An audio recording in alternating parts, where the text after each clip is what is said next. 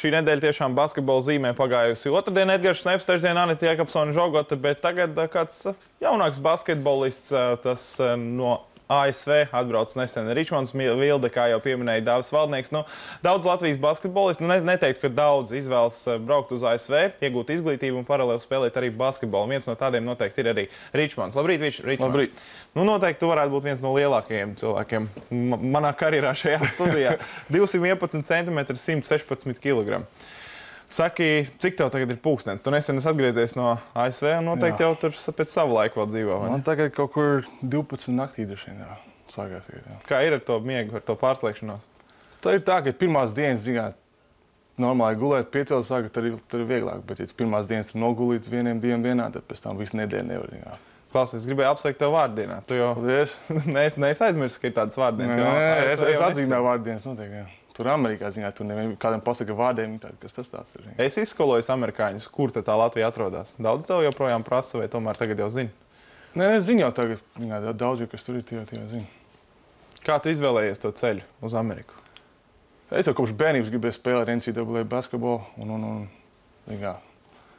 bija pabeidz vidusskolu, domāju, jābrauc turien kaut kur. Tas jau no pašas bērnības kaut kā gribēju skatījos visus tos video, kaut kur, kur pilns zāles, tur spēlētājiem, visiem skatītājiem. Tas jau no bērnības tāds sapnis bija spēlēt.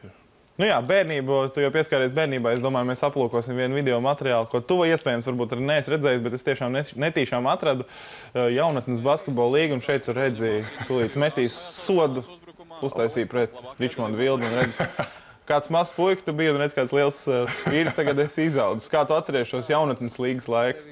Es godīgi atceros daudz ko. Šito spēli godīgi neatceros, bet tā, kas tā pa zāli ir? 49. jā. Tur pat spēli komentēja Anatolijs Kreipāns un Armands Simpsons. Es šito spēles neatceros. Nu jā, bija grūti. Daudz jāpiespiežās bija. Par tēti tev jau mēs tribīnēs redzam leģendārais volejbolists Raimonds Vilde. Kāpēc neaizgāja varbūt viņa pēdās? Un šeit mēs redzam jūs abi divus salīdzinājumu. Kaut kur tomēr jau līdzīgi esat. Ir, jā, daudz jau saka, ir līdzīgi. Jā. Bet kāpēc ne volejbols? Tāpēc, ka bija maziņš, es zinu, nebija labu volejbola treneru priekš bērniem. Tēvs bija pieaugušo treneris. Tad kaut kā iesāka basketbolu un iepatikās, tā arī aizgāja. Olimpiskais vicečempions, pasaules čempionāta, arī vicečempions.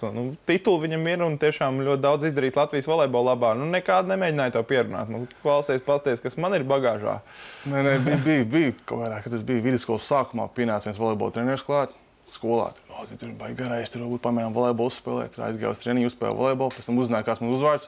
Tad uzreiz teica, jānāk uz volejbolu, ko tur, bet pienāca vasara, un tad jau bija jāizlem iet vai nu basketbolu vai volejbolu, un tad izdomāju basketbolu.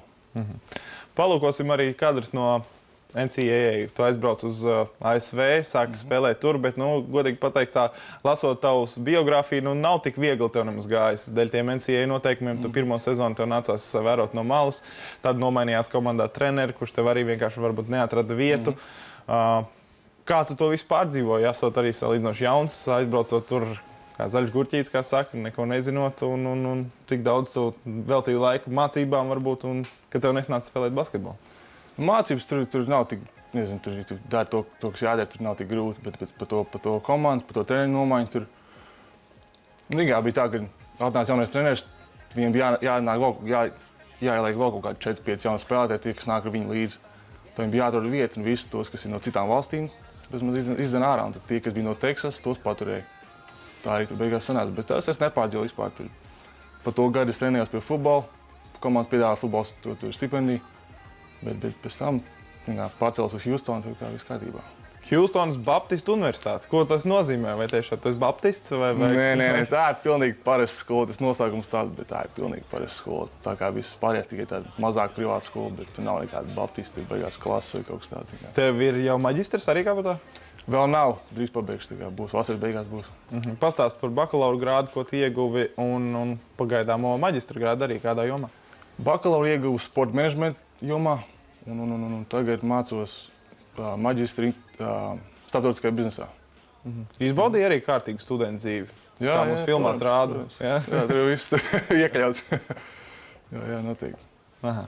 Tu jau pieminēji amerikāņu futbols. Mēs te runājam, mums fonā ir, protams, basketbola zāli, bet mēs varējām runāt arī, ka tu būtu kā latvietis amerikāņu futbolā. Pastāst par šo gadījumu, ka tev pienāk klāt, apskatās taviem auguma parametriem un piedāvā uzvelc to ķiveri galvā un trenējies. Kā tas tev nāca? Nu, bija tā, ka toreiz, kad pabeidzu to basketbolu tajā garā spēlē, kad nomainījās treneri, aizgāju uz treniņu pie futbola komandas svaros.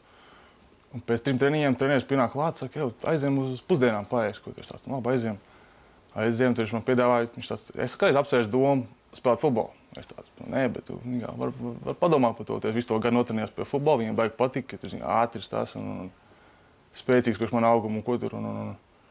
Bet beigās futbols ļoti traumatisks sports, tev izdomāja turpināt basketbolu. Traumatisks, jā, bet ja mēs paskatāmies, cik spēlētāji pelna, tas arī nebija vilinājums. Nē, bija noteikti. Bija. Godīgi, ja būtu bijis vēl kaut kādi šeit. Man bija paaugšs 2 gadi. Ja es varēju spēlēt 2 gadu futbolu, bet ja būtu kādi 4, tad varbūt arī būtu spēlējis. Kāds ir tas treniņš? Tiešām kā rāda, ka visi tur skrien pret maisiem, sitās. Tur nežēlīgāks kā basketbolā? Jā, noteikti. Tur nav tik daudz skriešana, turpin atpakaļ kā pa basketbolu, bet tur sitieni, jā, tur ir daudz, tur skrien virsū bez mazais sienai, tur mēģina izskriet cauri. Jā. Teici, neko neteici, nerādies tajā laukumā labāk. Es negribu tev redzēt traumatisku. Pateicu savu viedokli un tā arī es arī piekrītu viņam, tas negribās, jo tur gribās vēl 40 gados staigāt, nevis knapi tā kā.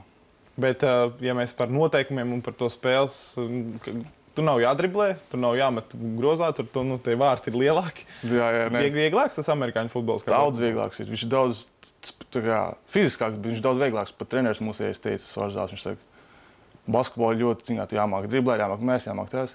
Vai futbolā tur gribi izskatīt kādam cauri, tas viss, kas tev vajadzīgs, ja tu esi spēcīgs. Tas baigi viegls futbols.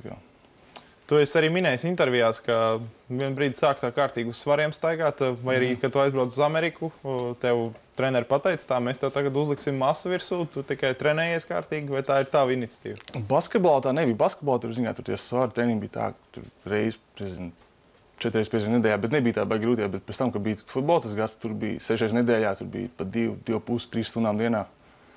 Skaties, ko tu ēd? Ja tu tikai deva kaut ko? Nē, tur skatījos, tur man teica, ka jāiet pēc vairāk, bet nevis tur saldējums un tāds, bet tāds gaļi, tur tāds makarons un tādas lietas. Kaut kādas tabletītes arī deva? Deva, protams, kaut kāds proteīns, tur pulvi, tas jau katrā universitātē, tur dod vitamīns kaut kāds iedod, jā. Bet neko tur nelegāli nevar dot, tāpēc, ka tur jau tās pārbaudas laiku.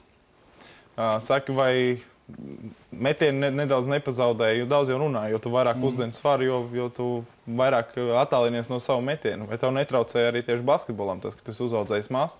Jā, godīgi, nē, es vienmēr kaut kā cenšos pēc svariem aiziet uz zāli, pamest metienu ziņā un kaut kā nē. Nezinu, tā daudz bija domājuši, bet man liekas, tas netraucēja.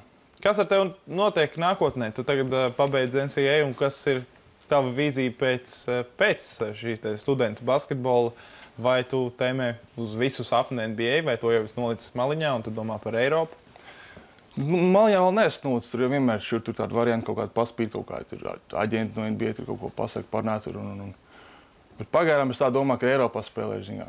Vasaras beigās, vasaras kaut kur braukšu uz Eiropu. Tagad braukšu atpakaļ uz Ameriku uz vasaru. Un vasaras beigās braukšu uz Eiropu, kuros un nezinu vēl. Tu spēlēt mājās Latvijā vai? Kāpēc ne? Kāpēc ne? Nezinu, kur būs kāda piedāvājuma, redzēs no situācijas. Par Latvijas izlasi, vai es saņēmu piedāvājumu sev parādīt? Es saņēmu piedāvājumu, jā, jūlija beigās atbraukt, atrādīties. Tur treneris Bagatskis teica, ka viņš grib pārbaudīt Latvijas amerikāņus, savākt kopā. Bet tā brīdī es būšu Hjūstonā, bet redzēsim, man sanāk atlidot, es labprāt. Jā. Kā tu redzi sevi ieliekot starp visiem kandidātiem un sevišķi garajiem spēlētājiem? Cik reāli tev būtu iekļūt izlasē un kas ir varbūt tās tavas stiprās puses? Pasaka arī kādu vājo pusi. Ja godīgi, es jūtos komfortabli diezgan ziņā. Tagad, kad jūs aicinās aizbraukšu, tad es domāju, ka viss būs kārtībā. Bet vājās puses varētu būt, dribbles varbūt. Agrāk spēlē vairāk kā citreiz numurs. Aizbrauc uz koledžu, tur pastāstojas garš un tu tikai pa 5. spēlē, tur ap pa postu. Tas varbūt tā bija izmainījies, bet pārējais, es domāju, viss būs kārtībā. Bet kurā pozīcijā tu labāk jūties? Tieši centra pozīcijā vai 4. numurs? Es domāju, labāk, 5. bet spēlē pārpus un pa apakšu, ap 2 nevis tikai pa apakšu. 4. varbūt īsti nē, bet tāds, kā angliski saka, stretch 5. Tā kā, kur var iemest trilīt ārpus un vajag postā var spēlēt arī. Tā metiena storija. Mēs redzējām video highlightos, tos arī var iemest. Jā, Kaspars Bērziņš var iziet ārā un pārstāvēt. Jā, iemest var. Jā, bet tur Amerikā jau nepatīk, es metīju, bet es runāju, tur bija brīvs metiņš. Tā bija mācījis kopš bērnības, brīvs metiņš. Pašās beigās noteikti ir daudz vecāku, kuriem atvests arī vai hokejā, vai basketbolā, vai kādā citā sporta veidā trenējās. Vai ASV ir variants braukt un censties uztaisīt savu basketbola karjeru? Labi, mans brālis arī aizbrauc, viņš notraumējās, viņam tagad vismaz kabatā ir izglītība. Kādas ir tavas domas par šo braukšanu otru pus okeānam?